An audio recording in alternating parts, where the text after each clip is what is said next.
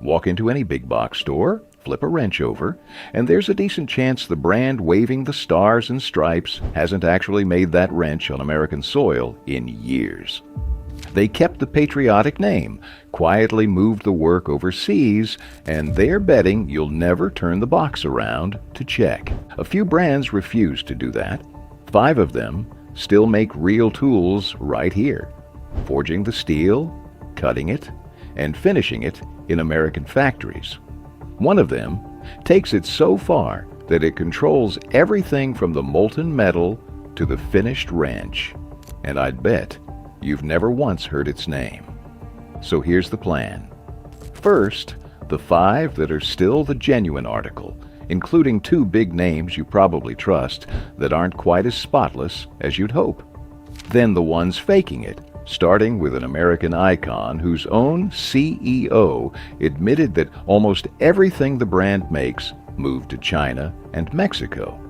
And by the time we're done, you'll be able to pick up any tool, read 3 words on the label, and tell in about 5 seconds whether you're holding the real deal or just a flag sticker slapped on an import. Let's start with the one brand on this list that nobody can argue with.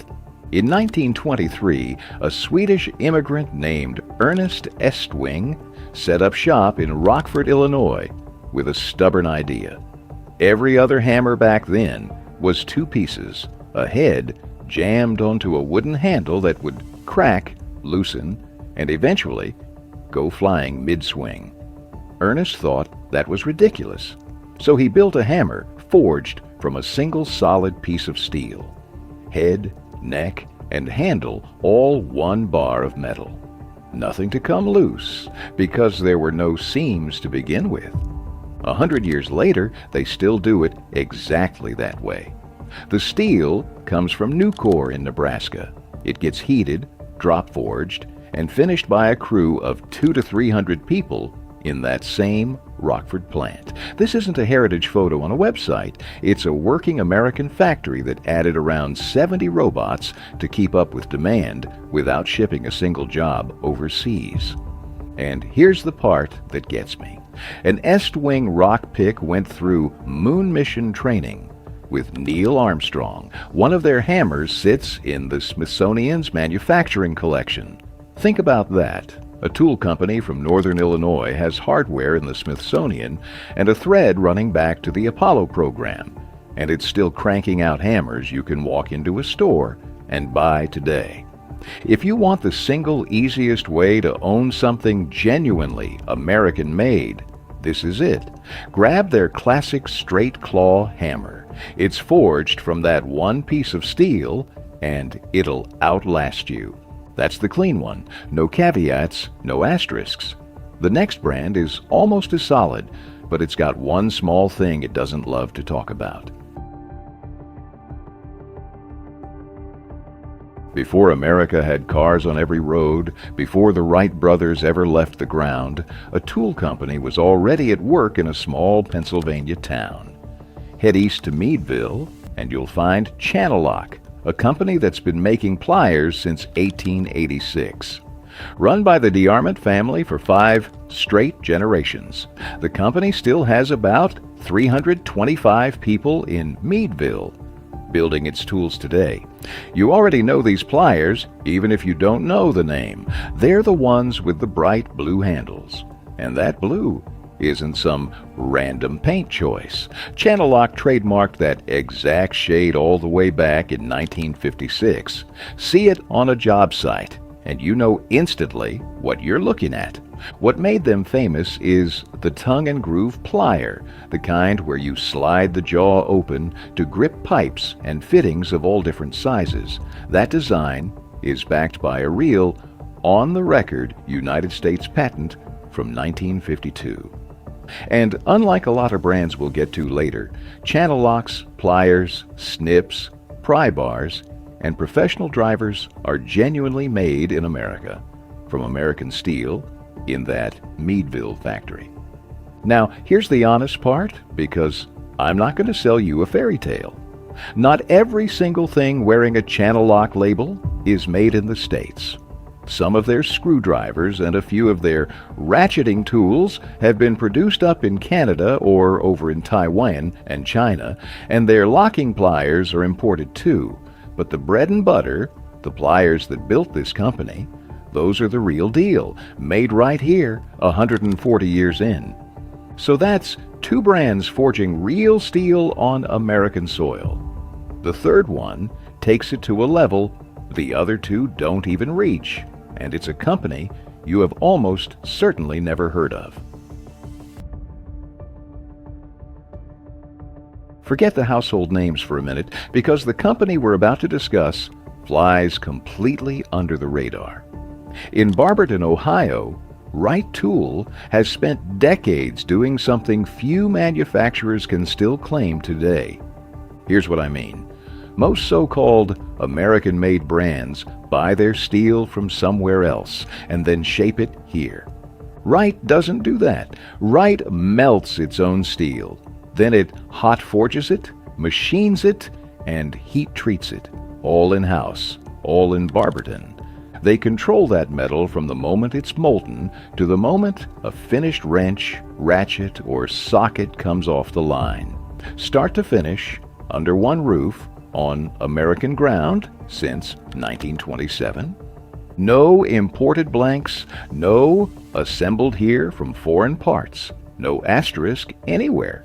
When Wright says American made, they mean every single step of it.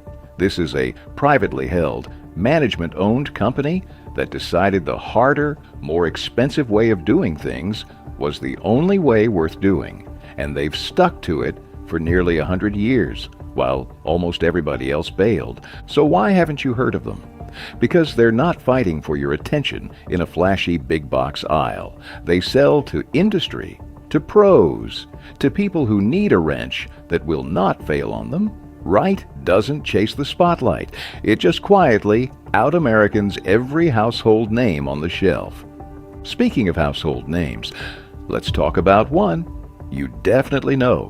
One that's on trucks and tool belts all over this country. And it's the real thing, mostly. If you've ever worked around electricians, you've heard it. Nobody says, "Hand me the pliers." They say, "Hand me the Kleins." The brand name literally became the word for the tool. That doesn't happen by accident, and it sure doesn't happen to an import. Klein Tools goes all the way back to 1857 in Chicago, started by a man named Matthias Klein, and it's still run by that same family today, now into the 5th and 6th generation. But forget the history for a second, and just look at the scale, because this is where Klein leaves everyone else behind. Roughly 2,500 American workers, nearly 5,000 different tools, 6 factories spread across the country, Texas, Arkansas, New York, and 2 in Illinois. Klein's own numbers say it best. They make 14 times more products in the United States than in any other country. Their linemen's pliers, their side cutters, their electrical hand tools, the stuff crews reach for to keep the power grid alive. That's American made, and it's the backbone of the entire company. But I promised you honesty, so here's the asterisk on Klein. As the company has grown, it started putting out a lot more tools made in Asia, especially in its newer product categories. So when you're buying Klein, you can't just assume anymore. The classic pliers? Made here. Some of the newer stuff. Read the label first. Klein is still one of the good guys, but even the good guys are worth double-checking now. And that brings us to the 5th and final brand that's still genuinely American, the one that got so close to the faking it line that a court actually forced them to change their label. Some of the biggest American success stories started with years of rejection. In Portland, Oregon, a man named Tim Leatherman had an idea for a folding tool with a full set of pliers built right into the handle, one tool that could fix almost anything. The problem was convincing anyone else it was worth making. That folding multi-tool became an icon, and today, every Leatherman is still built in Portland, more than 8,000 of them a day, by over 400 workers, all on U.S. soil. The company makes nothing in China, not one product, and every tool carries a 25-year warranty, because they're betting you'll still be using it in 2050. But here's exactly why Leatherman is the perfect bridge into the second half of this video. For years, they stamped Made in USA right on the tool. Then, back in 2006, a lawsuit put that claim under a microscope, and it turned out that while about 83% of their materials came from inside the United States, the rest came from overseas. Not a scandal, not even in the same universe as the fakers we're about to expose. But it was enough that Leatherman had to change that stamp to read Made in USA with U.S. and foreign components. And that tiny wording change, that is the entire game right there. Those few extra words are the difference between a tool that's truly American and a tool that's just pretending to be. Leatherman was honest about it. The brands we're about to meet, not so much. So those are the 5 that are still the genuine article. Now let's flip the whole thing over and expose the ones cashing in on an American name while quietly building somewhere else. And we're starting with the biggest betrayal of them all. For generations, you didn't have to ask where a Craftsman tool was made. You already knew the answer. Craftsman wasn't just a tool brand. It was one of the most recognizable symbols of American manufacturing. Your dad had Craftsman. Your grandfather had Craftsman. And as recently as 2008, the company was still proudly advertising that every wrench and socket it sold was made in the USA. Then Sears, who owned Craftsman, quietly started moving production to China and Taiwan. And in 2017, Stanley Black and Decker bought the Craftsman name for $900 million. Now, here's the damning part. It's not me claiming Craftsman went overseas. It's their own leadership. Stanley Black and Decker's own chief executive described how the brand had gone from made in America to, in his words, virtually everything being made in China and Mexico. To their credit, they announced a comeback. A brand new $90 million factory in Fort Worth, Texas. 500 American jobs. A real Made in America revival, finally. Except the plant opened and then shut down about 4 years later, in 2023. So where does that leave Craftsman today? Most of the catalog is imported. The sockets and ratchets run somewhere around 60% from China and 30% from Taiwan. Their newer V-Series line, the one launched in 2021, not made in the USA. A few things hang on, some tape measures, some tool storage, but the tools that actually built the name, the wrenches and sockets your grandfather trusted with his life, those mostly come from the other side of the world now, wearing an American brand like a costume. That's not a company that got unlucky. That's a company betting you'll never look past the logo. Next up, Cobalt, the house brand you'll only ever find at Lowe's. And Cobalt is interesting because it's not that they lie to your face about where the tools are made, it's that they just won't tell you. Cobalt doesn't own a single factory. Lowe's owns the name and farms the actual work out to other manufacturers, and most of those tools come from China, Taiwan, and Vietnam. The power tools, for instance, are largely built by a Chinese company, and look, there's nothing illegal about any of that. Plenty of folks buy Cobalt and are perfectly happy with it. But here's the tell. Go to Cobalt's own website and try to find out where their tools are made. You can't. There's basically zero country of origin information anywhere on it. A brand that was truly proud of where it built its tools would put that fact front and center in big letters. When a company goes completely silent on the one question you're actually asking, that silence is the answer.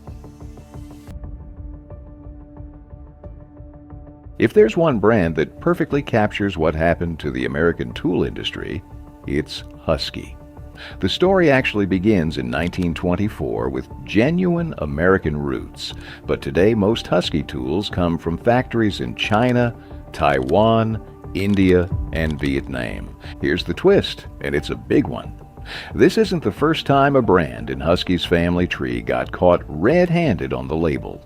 Back in 1999, the FTC, that's the Federal Trade Commission, filed a formal complaint against Stanley, which owned Husky at the time, accusing them of falsely labeling certain tools made in the USA when they simply weren't, and the FTC ordered them to knock it off. Let that sink in for a second. The federal government literally had to step in and stop a tool company from lying about American manufacturing.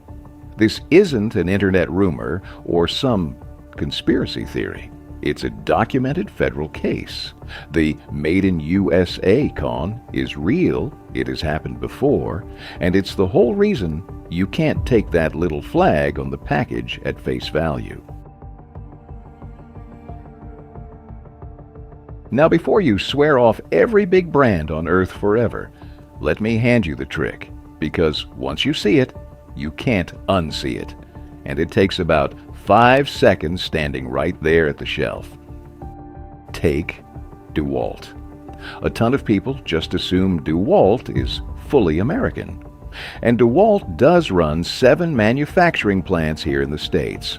That part is real. But look closely at how they word it. DeWalt says, built in the USA with global materials.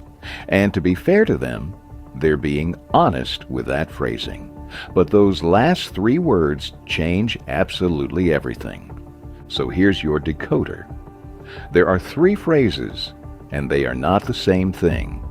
Phrase 1 is made in the USA. Nothing after it. No qualifiers, no fine print. That's the gold standard. By the FTC's own rule, a tool can only wear those words if all or virtually all of it is actually made in America. That's your Estwing, that's your Wright, that's your channel oak pliers. Phrase 2 is made in the USA with global materials or with global components. That means it got put together here, but the parts came from who knows where. That's assembly, dressed up in language that sounds like manufacturing. Phrase 3 is assembled in the USA. This is the weakest of them all. It just means the final pieces got snapped together on American soil. The tool itself could be almost entirely foreign. Husky literally sells handsaws stamped assembled in the USA with global components.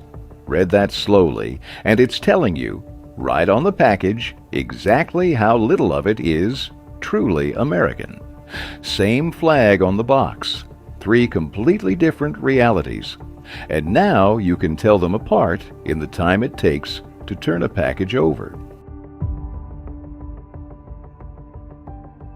So here's where I'll leave you. 5 brands still doing it the real way: Estwing, Channel Lock, Wright, Klein, and Leatherman. Real steel, real factories, real American hands, and a whole aisle full of pretenders hiding behind a name your grandfather trusted. The good news? You're no longer easy to fool. You don't need me, and you definitely don't need some marketing campaign. Next time you're standing in that store aisle with a tool in your hand, do one single thing before it goes in the cart. Turn it over. Read the fine print. Find those 3 little words. Or notice that they're missing.